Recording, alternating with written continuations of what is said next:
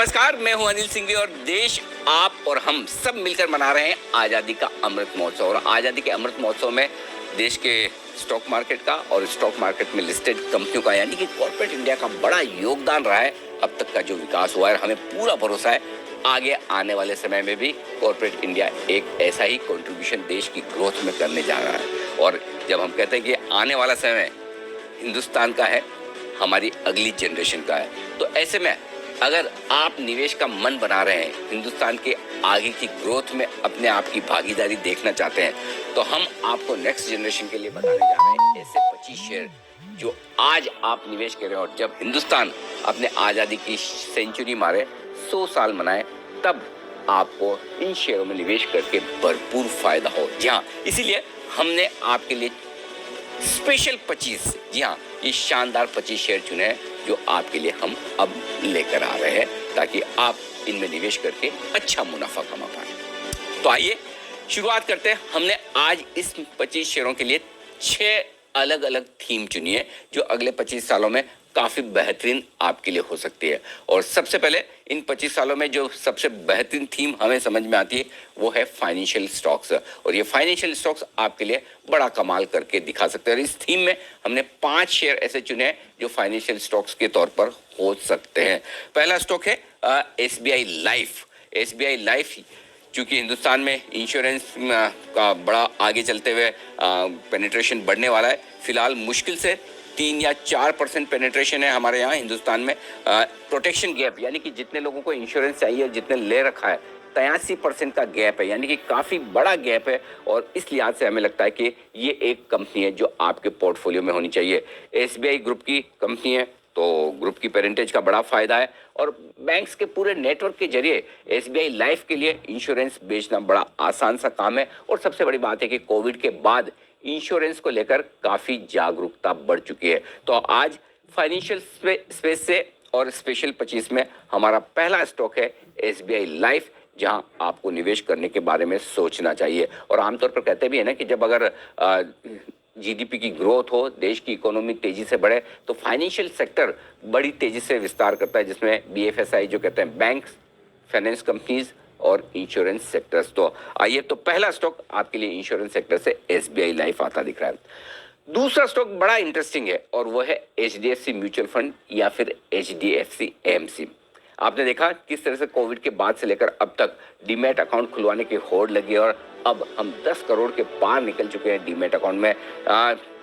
2 करोड़ 3 करोड़ तक पहुंचने में लंबा वक्त लगा, 5 करोड़ तक पहुंचने में लंबा वक्त लगा, लेकिन 5 से 10 करोड़ डीमैट अकाउंट खोलने में मुश्किल से 2 साल। ये बताता है कि हिंदुस्तान में अब लोगों की सोच बदल रही है और नई पीढ़ी का नजरिया बदल रहा है। और आप देखिए, नए अकाउंट जो खुल रहे हैं उसमें से यंगस्टर्स 20 से 25 साल की उम्र के काफ़ी ऐसे यंगस्टर्स हैं जो अब शेयर बाजार की तरफ, स्टॉक्स में इन्वेस्टमेंट करने की तरफ डायरेक्टली या इनडायरेक्टली बड़े एक्टिव हो रहे हैं। सबको समझ में आ रहा है बड़ी वेल्थ बनानी है तो स्टॉक मार्केट के जरिए, और उसके लिए सबसे बेहतरीन तरीका म्यूचुअल फंड होता है। और ऐसे में दिग्गज म्यूचुअल फंड HDFC AMC, जो हम उम्मीद करें कि इस म्यूचुअल फंड इंडस्ट्री में सालाना 15% के आसपास की ग्रोथ रहेगी। इक्विटी मार्केट के प्रति जो जागरूकता बढ़ रही है, और आप भी देख रहे हैं हर महीने 15 से 20 हजार करोड़ के नए इनफ्लोज, नया पैसा इक्विटी मार्केट में म्यूचुअल फंड के जरिए आ रहा है, जिसकी पोजिशनिंग के लिए HDFC AMC एकदम पक्के तरीके पर बिल्कुल मजबूती से डटा हुआ है। SIP लगातार बढ़ रही हैं, रिटर्न रेशियो काफ़ी मजबूत है और बाकी देशों के मुकाबले में म्यूचुअल फंड्स का पेनिट्रेशन हमारे यहाँ भी बेहद कम है। आप सोच सकते हैं 130 करोड़ हिंदुस्तानियों में से मुश्किल से 10 करोड़ डीमैट अकाउंट है। इससे आप अंदाजा लगा सकते हैं जहाँ डेवलप कंट्रीज में, अमेरिका जैसे देशों में 45 से 50% पैसा लोगों की सेविंग का इक्विटी में जाता है, मार्केट्स में जाता है, हमारे यहाँ मुश्किल से 3-4% भी नहीं। सो इस लिहाज से बड़ी ग्रोथ की संभावना है म्यूचुअल फंड इंडस्ट्री में अगले 25 सालों में आपके लिए बनती हुई नजर आएगी। तो ये दूसरा स्टॉक है। अब आइए बढ़ते हैं अगले तीसरे स्टॉक की तरफ, और ये है CDSL। जी हाँ, दिग्गज डिपॉजिटरी कंपनी CDSL न सिर्फ भारत की सबसे बड़ी डिपॉजिटरी कंपनी है, बल्कि भारत की पहली और दुनिया की दूसरी ऐसी कंपनी है जो लिस्टेड डिपॉजिटरी में। तो डिपॉजिटरी कंपनियां आमतौर पर लिस्ट नहीं होती, BSE द्वारा प्रमोट की गई ये डिपॉजिटरी कंपनी है। और पिछले 10 साल का ट्रैक रिकॉर्ड देखिए आप, दंग रह जाएंगे। पिछले 10 साल में 20% सालाना मुनाफे की ग्रोथ इस कंपनी ने दिखाई है, जिससे आप अंदाजा लगा सकते हैं। और अब जिस तरह से डीमैट अकाउंट खुल रहे हैं, जाहिर सी बात है दो ही हैं डिपॉजिटरी, एनएसडीएल या सीडीएसएल। एनएसडीएल चूंकि लिस्टेड नहीं है इसलिए हमने सीडीएसएल को चुना है और लगातार बढ़ते हुए इन्वेस्टर्स का फायदा मिलेगा और ये और बढ़ने वाला है। दूसरी बात है कि कंपनी का बिजनेस मॉडल बड़ा एसेट लाइट है। बहुत ज़्यादा कंपनी के पास एसेट्स या फिक्स इनकम एसेट्स में निवेश नहीं है और उस लिहाज से, और पिछले 2 साल तो इस कंपनी के लिए इतने ज़बरदस्त रहे कि आप सोच नहीं सकते। 70% सालाना दर से कंपनी का मुनाफा बढ़ा है। तो इससे आप अंदाजा लगा सकते हैं कि आगे आने वाले समय में किस तरह की बड़ी ग्रोथ के लिए सीडीएसएल तैयार होता हुआ दिख रहा है। तो तीसरी कंपनी है हमारी सीडीएसएल। अब आइए एक और बेहतरीन फाइनेंशियल सर्विसेज कंपनी आपके पोर्टफोलियो में रखने की हम राय देंगे। तो जो हम पोर्टफोलियो आपके लिए बना रहे हैं वो दोनों तरह के स्टॉक्स है। कुछ बड़े दिग्गज स्टॉक्स भी हैं, तो कुछ बेहतरीन मिड कैप्स भी है और कुछ छोटे स्टॉक्स भी होंगे। सबका मिक्स होगा क्योंकि बैंक्स, एनबीएफसीज, इंश्योरेंस कंपनी में आमतौर पर बड़ी कंपनियां ज़्यादा है। तो अगली कंपनी जो आपके पोर्टफोलियो में होनी चाहिए वो है बजाज फिनसर्व। 2 कंपनियां थी, बजाज फाइनेंस या बजाज फिनसर्व। हमने सोचा कि इनमें से कौन सी एक चुनी जाए, तो हम बजाज फिनसर्व चुनने के पीछे बड़ा कारण ये है कि यहाँ पर चूंकि इनके पास बजाज फाइनेंस की भी होल्डिंग है और बजाज फाइनेंस एनबीएफसी का और फाइनेंसिंग का कारोबार करती है, प्लस बजाज फिनसर्व में इंश्योरेंस का भी कारोबार है। तो आपको फाइनेंस और इंश्योरेंस दोनों इसमें मिल रहा है। और अगर आगे चलते हुए कुछ और बड़े डेवलपमेंट हो तो कहना ही क्या। जिस तरह से पर कैपिटा इनकम बढ़ रही है, लोग अब आराम से ईएमआई पर लोन लेकर खर्चा कर रहे हैं, चाहे वो, और कंज्यूमर फाइनेंसिंग में जिस तरह से अब क्रेडिट ग्रोथ आ रही है उसका फायदा बजाज फिनसर्व उठाने के लिए एकदम तैयार है। पेरेंटेज आपको पता ही है, बजाज ग्रुप की कंपनी है, सोचने की बात ही नहीं है। तो ये एक बेहतरीन कंपनी है और आगे चलते हुए इस कंपनी में वैल्यू अनलॉकिंग भी होने की पूरी संभावना है। जो अलग अलग स्टेक है अलग अलग बिजनेसेस में, उन्हें अगर अलग किया जाए तो वो एक बड़ा वैल्यू अनलॉकिंग वाला मामला बन सकता है। तो ये एक और स्टॉक है जो आपके पोर्टफोलियो में होना चाहिए। 5वां स्टॉक है आपके पोर्टफोलियो में जो फाइनेंशियल सर्विसेज सेक्टर से, वो है कोटक बैंक। एक बैंक हमें चुनना था और एक बैंक चुनने में बड़ी दुविधा ये थी कि आईसीआईसीआई बैंक चुने, एचडीएफसी बैंक चुने या कुछ और, या एकदम छोटा बैंक। तो हमने चुना है कोटक बैंक और उसकी वजह ये कि आमतौर पर स्टॉक मार्केट की ग्रोथ स्टोरी और कैपिटल मार्केट की तेजी में कोटक बैंक बहुत ही मजबूती से आगे बढ़ता है। दूसरा, इनकी अंडरराइटिंग, यानी कि जो लोन देते हैं, जिन लोगों को लोन देते हैं, वो लोन देने की इनकी जो प्रोसेस है वो बड़ी स्ट्रांग है और यही वजह कि इनके एनपीए बहुत ही कम है। बैंकिंग और नॉन बैंकिंग, एक तरफ बैंकिंग बिजनेस जो कोर है, दूसरा नॉन बैंकिंग बिजनेस जहाँ से फीस बिजनेस और ये सारा होता है। दोनों जगह कोटक बैंक की बड़ी तगड़ी ग्रोथ आती है और दोनों तरफ बड़ी पकड़ है। एनबीएफसी से बैंक में बदलने वाली ये पहली देश की कंपनी है और डिजिटल बैंकिंग में भी बहुत ही बढ़िया है। रिस्क मैनेजमेंट के लिहाज से बहुत ही मजबूत। तो कोटक बैंक है हमारे बैंक्स में एक पहली पसंद और रिटर्न्स के लिहाज से सबसे ज्यादा रिटर्न देने की ताकत रखता है। और जिनको सेफ्टी चाहिए वो एचडीएफसी बैंक या आईसीआईसीआई बैंक भी, यहाँ भी सेफ्टी है लेकिन कोई बहुत ही कंजर्वेटिव होना चाहे 25 साल के लिए तो दूसरे ऑप्शंस भी हैं। बैंकिंग स्पेस में ऑप्शंस आपके पास कई सारे हैं, इंश्योरेंस स्पेस में ऑप्शन कई सारे हैं। तो ये एक स्पेस है जहां से हमने 5 स्टॉक आपके लिए चुनी। अब आइए दूसरी बड़ी थीम पर, और ये थीम बेहद इंटरेस्टिंग और मेरे दिल के करीब भी है। जी हाँ, कंजम्पशन से जुड़े हुए। देखिए, हिंदुस्तान की इकोनॉमी एक कंज्यूमर ड्रिवन इकोनॉमी, क्योंकि हम 130-135 करोड़ कंज्यूमर्स हैं और आगे चलते हुए ये एक ऐसा स्पेस है जहां आपको बड़ा एक्शन देखने को मिलेगा। यहाँ से हमने 7 स्टॉक चुने हैं। पहला स्टॉक है मेरा ऑल टाइम फेवरेट आईटीसी। 110 साल से पुरानी ये कंपनी है। कंपनी की तगड़ी ग्रोथ रही है। अगर सरकारी कंपनियों को छोड़ दें तो सबसे ज्यादा और सबसे मजबूत डिविडेंड यील्ड वाली ये कंपनी है। बड़ी साइज के लिहाज से अगर आप देखें, सारे इनके जो कारोबार है, होटल देख लें, पेपर देख लें, एफएमसीजी देख लें, सारे के सारे कारोबार बहुत ही तगड़ी तरीके से ग्रो कर रहे हैं। 13,000 करोड़ से ज़्यादा का कंपनी के पास कैश फ्लो है। सिगरेट बिजनेस मजबूती से चल रहा है। तो तगड़ी ग्रोथ वाला एक और स्टॉक है आईटीसी जो आपके पोर्टफोलियो में होना चाहिए। और स्टॉक में परफॉर्मेंस भी कोई बहुत खास नहीं आई, भले ही 3 साल की ऊंचाइयों पर हो, लेकिन मुश्किल से ₹250 से ₹300 तक पहुंचा है। तो अब भी बड़ी गुंजाइश आने वाले समय में। और सबसे बड़ी बात, प्रोफेशनल मैनेजमेंट जो इस कंपनी के लिए बड़ा फायदेमंद होगा। दूसरी, अब एक नई कंपनी और कंज्यूमर्स के लिहाज से बड़ी इंटरेस्टिंग कंपनी जो नेक्स्ट जनरेशन को पसंद आने वाली कंपनी है, और वो है देवयानी इंटरनेशनल। हिंदुस्तान में केएफसी, पिज्जा हट, कोस्टा कॉफी जैसे quick service restaurant QSR brand चलाने का काम करती है। न सिर्फ हिंदुस्तान में, हिंदुस्तान के बाहर भी है, नाइजीरिया, नेपाल में भी कंपनी की फ्रेंचाइजी हैं। हमारे यहाँ लगभग 150 शहरों से ज़्यादा में इनके फ्रेंचाइजी है। 650 से ज़्यादा स्टोर्स कंपनी खोल चुके हैं और पिछले 5 सालों की कंपनी की ग्रोथ देखिए, दंग रह जाएंगे। 28% की दर से कंपनी का मुनाफा हर साल बढ़ रहा है। और जो कंजम्पशन स्टोरी है, बाहर खाने की परंपरा है, नेक्स्ट जनरेशन का जो फास्ट फूड को लेकर और इस तरह के खाने को लेकर जो चलन है, उसका बड़ा फायदा देवयानी इंटरनेशनल को मिलेगा। टॉप क्लास मैनेजमेंट और आगे चलते हुए इस कंपनी की ग्रोथ तगड़ी होने की पूरी संभावना। आपके पोर्टफोलियो में ये स्टॉक भी होना ही चाहिए। अगला स्टॉक एक और है जो दिग्गज है और आपका जाना पहचाना भी। जी हाँ, एशियन पेंट्स। एशियन पेंट्स आजादी के पहले से ये कंपनी है। शानदार ट्रैक रिकॉर्ड है, किसी भी समय से किसी भी समय का उठाकर आप देख लें। भारत में तो नंबर 1 है ही मार्केट लीडर। एशिया में 30वीं सबसे बड़ी पेंट कंपनी है और दुनिया भर में 9वीं सबसे बड़ी पेंट कंपनी है। और ये ऐसी कंपनी जिसकी ग्रोथ को लेकर शायद ही किसी को डाउट हो। वैल्यूएशंस को लेकर कभी आपको लग सकता है कम में, कभी ज्यादा है, लेकिन अगर आप 25 साल के व्यू से पैसा लगाते हैं तो ये कंपनी आपके पोर्टफोलियो में जरूर होनी चाहिए। जो रियल एस्टेट और इंफ्रास्ट्रक्चर में बड़ी डिमांड है हमारे यहाँ पर, उसका फायदा बड़ा मिलेगा।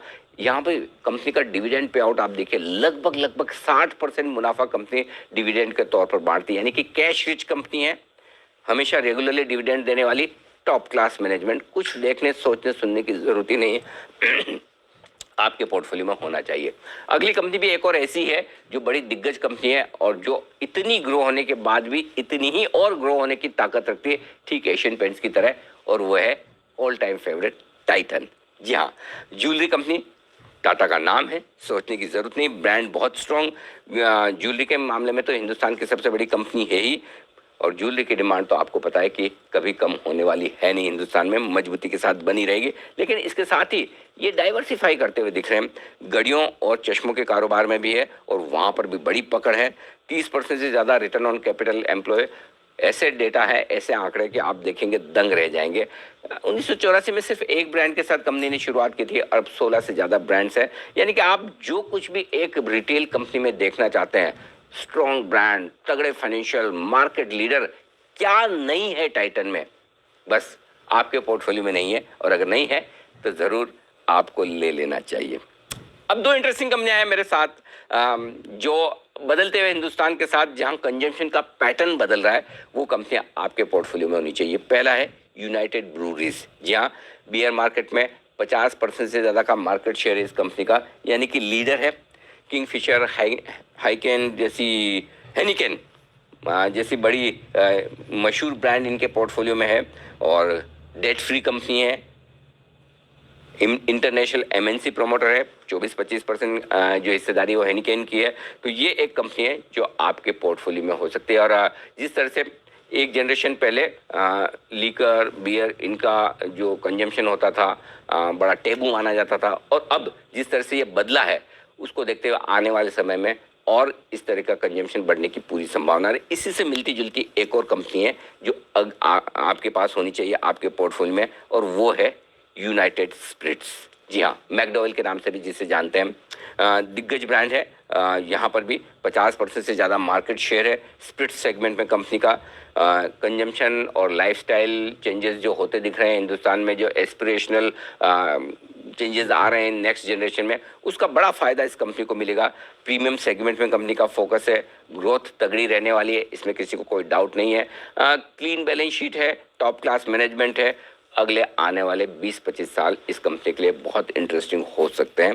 और दूसरी बात है कि जो कंजम्पशन लेवल है दुनिया भर के मुकाबले में अगर आप देखें तो लीकर का कंजम्पशन जो है हिंदुस्तान में वो नहीं के बराबर है, बहुत ही कम है।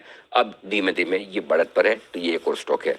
एक और कंपनी इसी स्पेस से जिसे मैंने कंजम्पशन में रखा है, आप चाहें तो कंजम्पशन या फिर आप उसे टेक्सटाइल सेक्टर भी मान सकते हैं, और वो है KPR मिल्स। जी हाँ, ये एक टेक्सटाइल कंपनी है जो बहुत ही मजबूत और बहुत ही शानदार है, जिसे आप पोर्टफोलियो में रख सकते हैं।